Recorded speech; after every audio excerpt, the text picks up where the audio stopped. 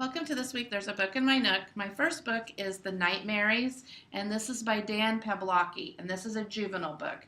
I think though that teens would enjoy this as well, and even I enjoyed it as an adult. And this is the story of Timothy July.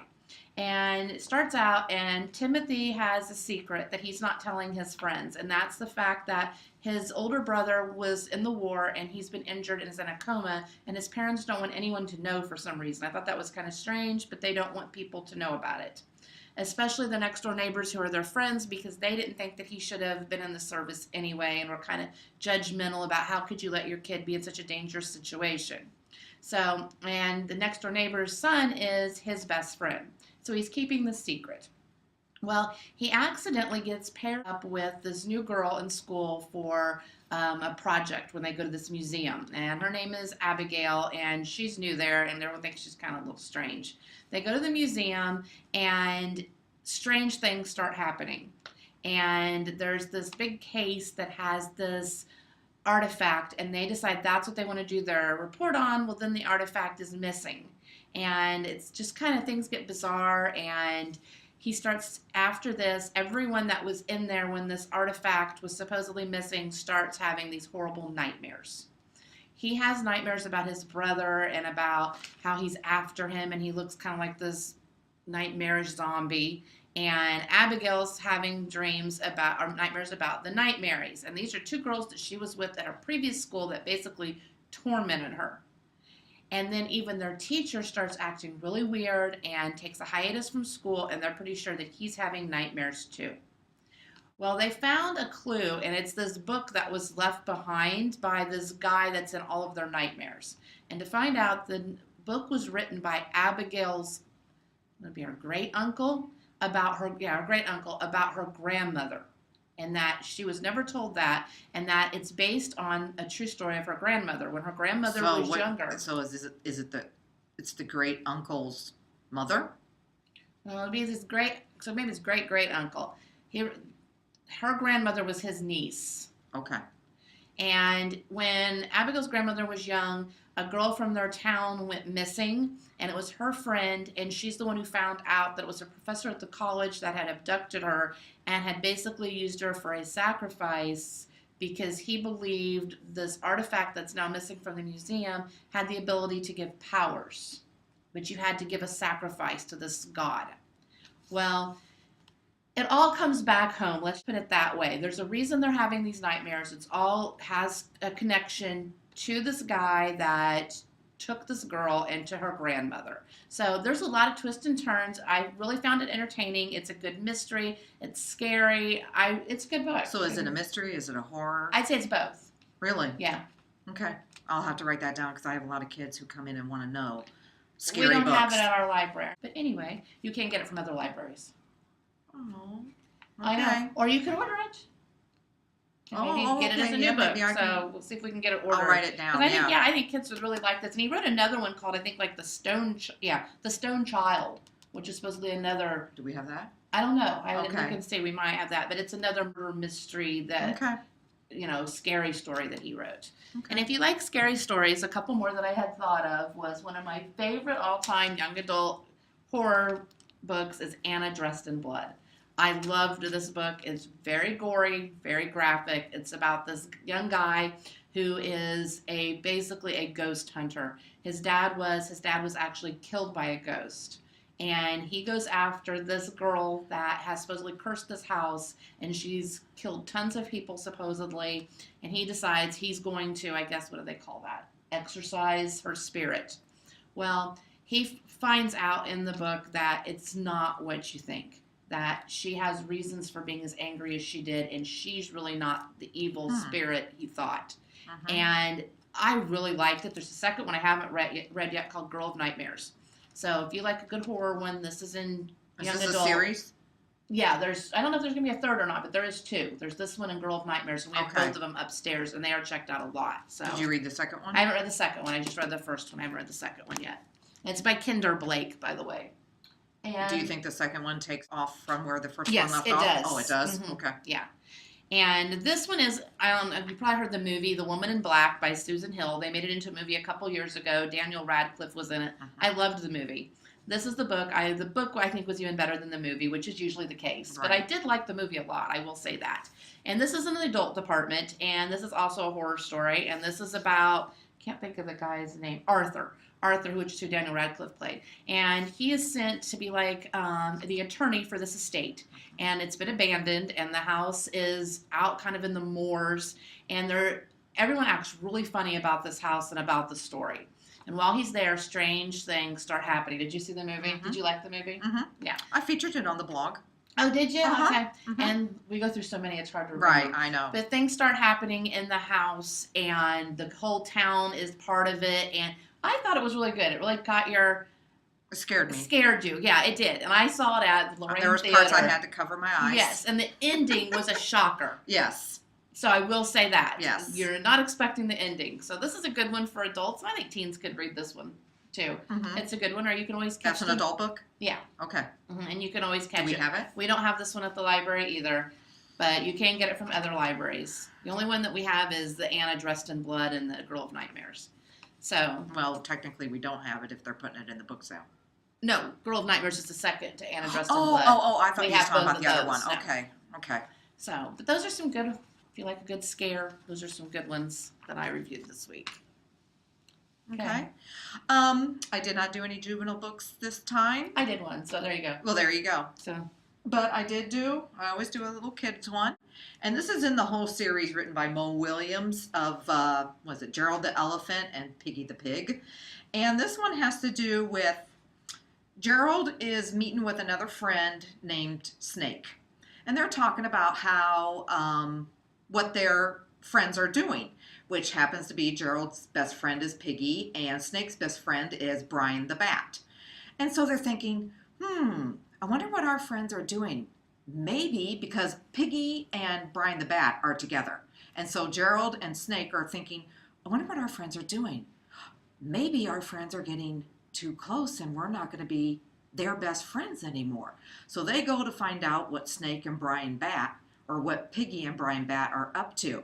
And of course, when they come upon them, Piggy says to Gerald, she said, I don't know if it's a he or she. I don't know either. I don't know. It says. It says, we have been playing best friend games, meaning Piggy and Brian the Bat. We have been playing best friend games. And of course, Gerald looks to Snake. Snake looks to Gerald and says, oh no.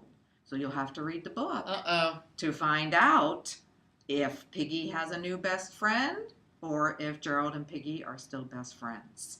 That's It's really, cute. really cute. It's a good book to show that You can have more than one. you have more than one friend. Because I think that's something Right. a lot of kids deal with, where they think, "Oh no, I'm not going to be the best friend. I'm going to be replaced." Right. Or you remember always saying, "My new best friend is so and so," Or and then the you would old leave- best friend. Yeah, the old best friend would be. Or like, you meet someone new and you want to be friends with them, but you're afraid your friend will be mad. So there's a lot of Right. scenarios that go right, on there. right. I have to watch that with Karen a lot. Yeah. And she gets really mad when I make new friends. So. Yeah. That's it. Let's go with that. What's the next one? Are you doing it? That was the book. So go to mine. That was Okay. my books. My other book that I read is How to Lose Everything, a mostly true story by Philip Mathis. This was a strange book, I have to admit, and it is based on a true story. This is a YA. Yes, it's Okay. YA, and this is based on a true story. And the author, it's Well, mostly mostly, he said it's almost true. He added a few things to make Okay. it more interesting. dramatic. But basically, there's 4 guy friends, and it takes place in Germany, and they're kind of, how you would say it, a little bit juvenile delinquents, I guess. They like to drink, they like to smoke some pot, they like to have some parties, they hang around and skateboard a lot, they don't really care about school. And in Germany, the legal age for like smoking and drinking, I think, is 16. Really? It's different than it is here, and they really just don't care. I mean, it's completely different, and they talk about that. Well, they happen to hear this little kid in town talking about this abandoned house, and they decide that that would be a great place for them to start hanging out and smoking and drinking in this house. Mhm. So they go to this old abandoned house, and they break in. Well, there's furniture and stuff in there, which I find really weird. It's like everything was just kind of left. So they start digging around, and they find money. They find an envelope with like $1,000 in it. So they split it between the 4 of them and go out and buy a bunch of food and kind of have some parties and so forth. Well, then they decide, we didn't look through every room in the house. There could be more money. They go back and break in, and they find close to $100,000. Huh. So they decide to split it, and it's like, I don't know, $20,000, 20-something thousand a piece, okay? And it's how it changes their lives and not in a good way. They are not capable of handling this. One of them decides he's going to become a drug dealer. He's going to take this money and invest it in bigger, better drugs, and that's going to be his profession. Well, that doesn't work out for him. He doesn't have the best mental mindset, let's put it that way. Another one decides that he is going to get a car. He has no license. And he does. He gets a car, and that ends badly as well. And it's just about how they just weren't able to handle having money and what to do with it. Then one of the kids starts becoming really weird. And they start also, when they were in the house, they found these letters. They start reading the letters, and the two women that lived there, you find out their story. And one of them had cancer, and her sister was taking care of her, and her sister was schizophrenic. She thought that all the neighbors were out to get them. And she basically, I don't want to give the story away, but it's their story, which is really creepy. And the one boy starts thinking that people are following him and out to get him too. It was a bizarre book, but it was interesting, I will say that. And it is, they did, when he was a young boy, him and his friends did find a bunch of money in a house. Really? Yes. Did they spend it? Yeah. Really? And this is their story. That is pretty cool. So that's when I started reading a little bit about it on the back and found out, hey, they really did find money. I think it says, let's see, he was born in Munich, and he now lives in Shanghai. But yes. Huh. Interesting. And based on a true story. So I thought that was kind of interesting. I don't read a lot of nonfiction. This isn't nonfiction because I guess he elaborated on it. So, but to me, it still reads kind of like a nonfiction. But it was different. So then I thought, if you like kind of based on true stories, some of the other ones I thought of were Go Ask Alice. And this is also in the young adult, and this is a real diary, and it is anonymous. There is no writer of this. You don't ever find out who the girl was. It's her diary. And basically, she's in a school, and she has the love of her life, and he stands her up, and she feels like the laughing stock of the school. So when her dad gets the opportunity to get this better job and move, she's very anxious to move. She's going to start over. She does. They go to this new school. She becomes really popular, hangs around a lot of these new popular friends, and finds out that they have some major drug issues. These are kids that have money, that are really spending their money on pills, LSD, all sorts of stuff. And she gets really caught up in that lifestyle of partying, sex, pills, all sorts of, and this is her story, and how it basically, she's 15, and how it basically destroys her life. Wow. In a short period of time. Well, that sounds like a good one, too. And it is based on it. This has got a lot of acclaim. It says this is years ago, and there was over 4 million copies sold. So, yeah, I recommend this one as well. And another one based on a true story is The Boy in the Striped Pajamas. I'm sure you've heard of this. This is by John Boyne. Also a movie. Yeah, also a movie, also in the young adult department. And this is about two boys from different walks of life. One is in a concentration camp, and this is during World War II. He's in a concentration camp, and the other boy lives on the property, and basically the fence of the concentration camp is between the properties, and how they become friends through the fence, and their story. It's a tearjerker. It's very sad. Yes. A lot of my kids really like this book, though, and it's checked out a lot. They really like it. I know a lot of schools they read. They read, well, they show the movie for history, for the World War II or Holocaust. Thank you. Yes. Couldn't think of the word. Yeah. So these are all 3 books, if you kind of like, based on true story, but not really nonfiction, where it's just facts. They kind of tell more of a story. I think these are 3 good ones to get you into that. So a little different. And we have that one? Yes, we have all 3 of these here at the library. Okay. Yep. Yeah, I meant to tell you, with my new friend is so fun. We do not have it here at our library, but it is in the system to be requested. I love his pigeon books, too. Yes. Yes. He has a few of those pigeon books that are on the New York Times bestseller. Yeah, I like the pigeon ones. We don't have those. I'm going to have to request them. Well, we have some of the pigeon books. We have some of them, but not the ones that are on the I bestseller. think there's one like Pigeon Driving a Bus or. Pigeon Driving a Bus. The one that's on the New York Times is, I think, Pigeon Needs a Bath. Okay. Is one of the newer ones that's out, and I forget what the other one is. Yeah, they're really cute books. They are.